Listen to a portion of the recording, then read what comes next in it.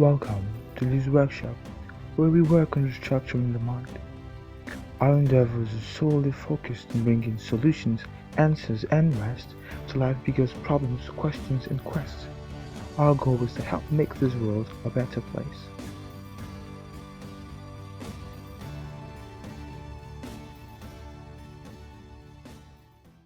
Sometimes we want to blame someone, we want to blame something for the situations, for the things that happens in our lives, for how our lives turn out to be altogether, which is understandable in some of the not so consequential times. People and even things are to blame for the difficulties in our lives. And when this is the case, we address it, we confront it, these things, these people, and we are most likely to fix things put our lives back in order again. But at the other times, which might even be consequential, this is most likely not the case. And if you take the formal approach, you might end up making things even worse. You don't fix anything that way. But here, have you stopped to look inwards? Have you looked inside your own self? Maybe it is not something anyone else out there is doing or not doing. Maybe it is something you are doing or not doing, or probably doing still, but not doing right. I am not saying life will always be your fault, and hey, no one is above mistakes. What I am saying is that sometimes the what went wrong, where it went wrong, we so much seek for, might be our fault. And you are only going to find that out if you were dare to look deep within. And if you do, you are halfway towards solving the problem, because at least you know where to start. Some time ago, I needed my brother's assistance in something.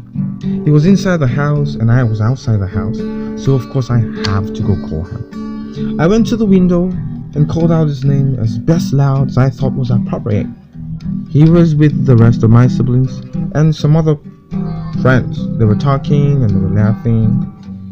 So I called out his name more than once, more than twice, and he didn't even flinch. He just continued with whatever it was he was doing, as though no one was calling out his name at all. It upset me.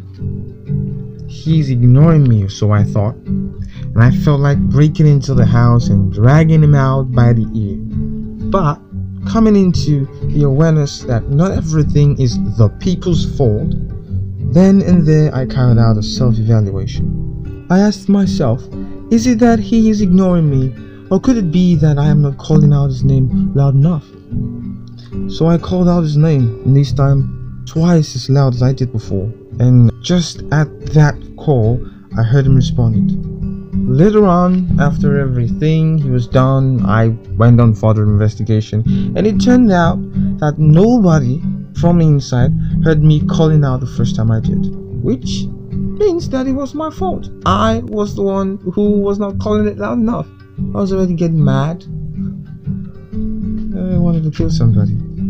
So in times like this, before you lay blames and look up and down outwards, seek for faults and blames and all of that, first evaluate the entire inside. Evaluate the entire you. Thank you.